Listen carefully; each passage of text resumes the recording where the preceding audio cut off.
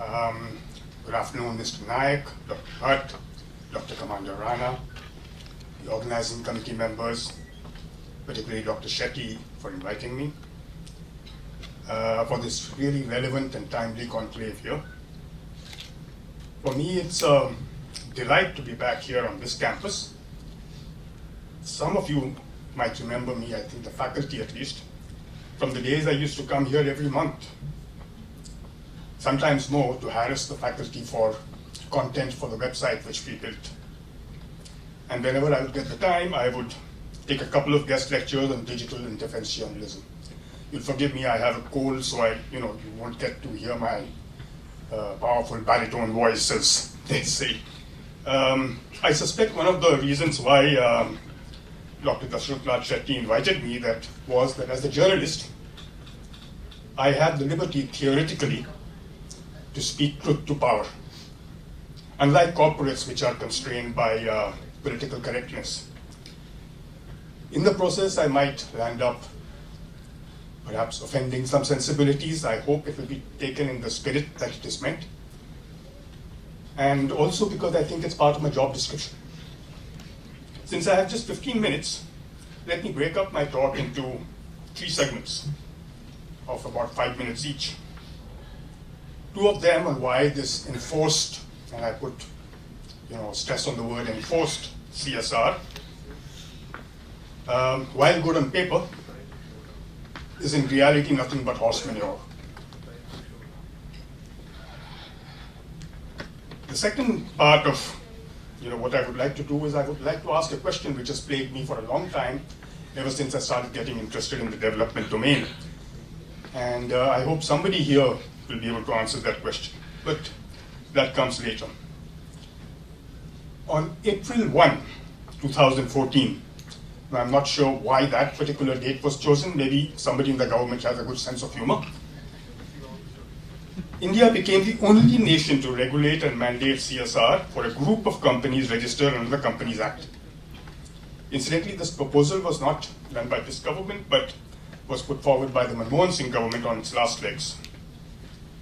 Section 135 of the Act makes it mandatory for companies with a certain turnover to spend 2% of their average net profit on CSR focused on certain specific segments, like hunger and poverty, education, health, gender and equality, skilling, social enterprises, and even promotion of rural and national sports.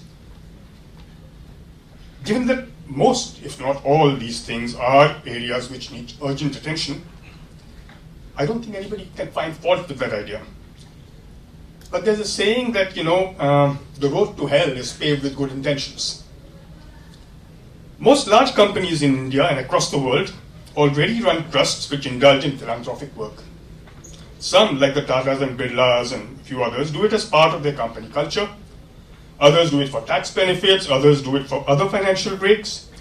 I'm sure even the Adanis and the Ambanis do some work somewhere, but I suppose they want to give back to society as well. I read somewhere that out of the approximately 1.5 million plus companies registered under the Companies Act, some 17,000 to 18,000 fall under the purview of this CSR Act. And again, while confirmed numbers are difficult to find, the estimated expected outflow in terms of CSR post this new law ranged from rupees 15,000 crores to 30,000 crores. But let's face it, people, and by default companies, voluntarily give for various reasons. Some because they feel that it is a moral, social, or some other obligation. Some because it makes them feel good about themselves. Some because it gets them tax breaks. And some just because they want to. But the moment you make that a law, it becomes a tax. And just another tick mark on your checklist. You are no longer giving because you want to, but because you have to. And here's where the story gets interesting.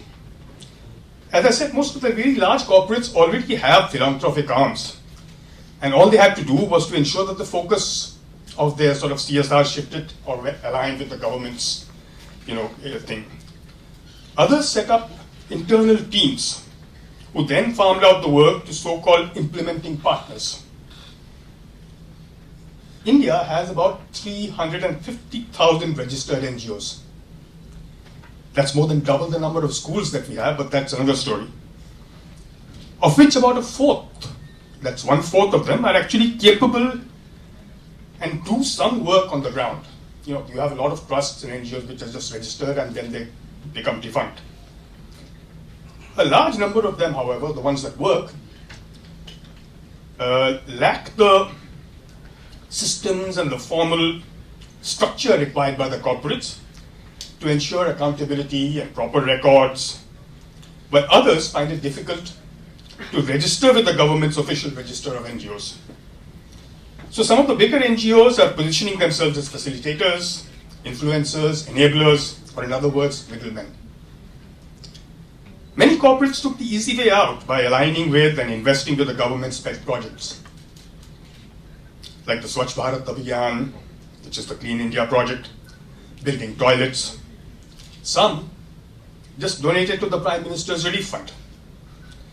Before coming here, I was looking at the National CSR portal of the Union Ministry of Corporate Affairs, which says in financial year 2020, 22,718 companies spent 24,891 crore on 35,006 projects. I'm sorry, that's a lot of numbers.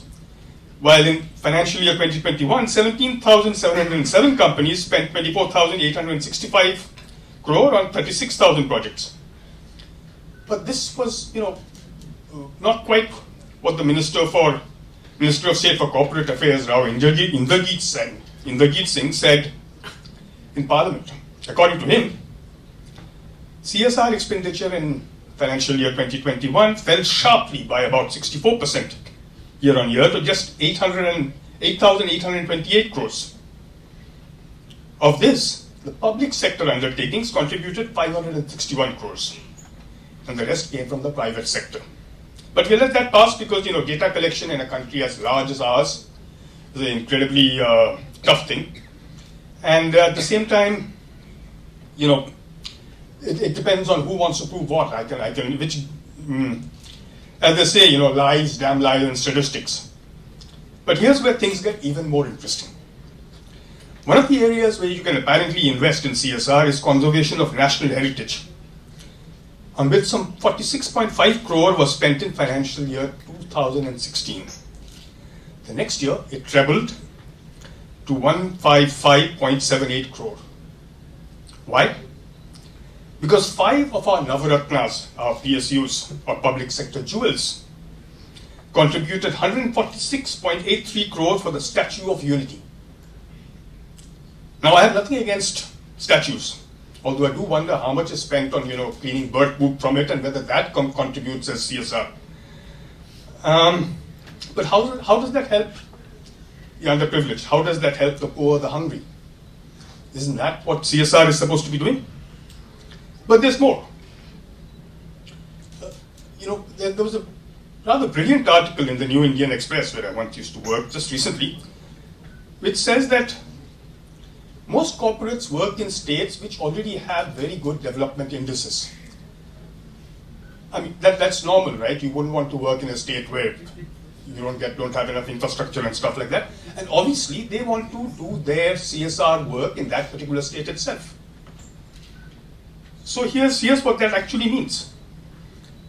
Ashoka University conducted a study which said that 54% of CSR companies are concentrated in Maharashtra, Tamil Nadu, Karnataka, and Gujarat. And in financial year 2019, the top 10 states accounted for 96% of the total CSR spend. Which means the states that really need money for development, like Uttar Pradesh, Bihar, Jharkhand, Madhya Pradesh, which have more than half the aspirational districts, or districts, aspirational districts incidentally are districts which have very poor socioeconomic indicators, get the remaining 3 or 4% of the total corporate CSR that is going out. So while Maharashtra, which has just 3 aspirational districts, received 3,306 crore in financial year 21, Bihar, which has 15 such districts, got 78 crores. Now, I'm not a policy expert, but I'm sure that this was not the intention behind the CSR law. Perhaps this explains why, after 75 years of independence, our infant and maternal mortality rates are something we should be ashamed of. They are among the highest in the world. Now, I realize that a major part of the problem, particularly when it comes to infant and maternal mortality, comes from the fact that we have extremely patriarchal social, religious, and cultural norms, which are very difficult to break. They're very patriarchal, and they relegate women and girl child to almost like secondary citizens. No government will try to fix that because they'll be accused of interfering in ancient, centuries-old traditions and things like that. Corporates won't get into it because it's a battle which can't be won in 1 year or 2 years or 3 years. It takes a lot of time. But ignoring the problem won't make it go away. If I did have to make policy, however, I would probably focus more on a very specific set of outcomes rather than the money spent. Now, I've had the privilege of working with a few NGOs which are really doing some fantastic work, but they're not the ones getting the money. One of them is the Delhi-based Empower Foundation, which works mostly with skilling, the Bangalore-based BAIF Institute for Sustainable Livelihood and Development, and the Oro Center for Public Nutrition, Health and Policy. And I'm also, recently I became a managing trustee of a newly formed NGO in Chennai.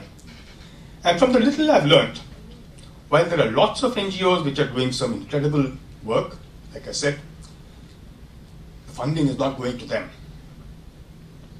To take one example, the Oro Center has taught a few villages near Pondicherry to make an extremely low-cost trail mix. And we all know what a trail mix is, right? When we go out somewhere, we have that packet of stuff that you buy for a fortune.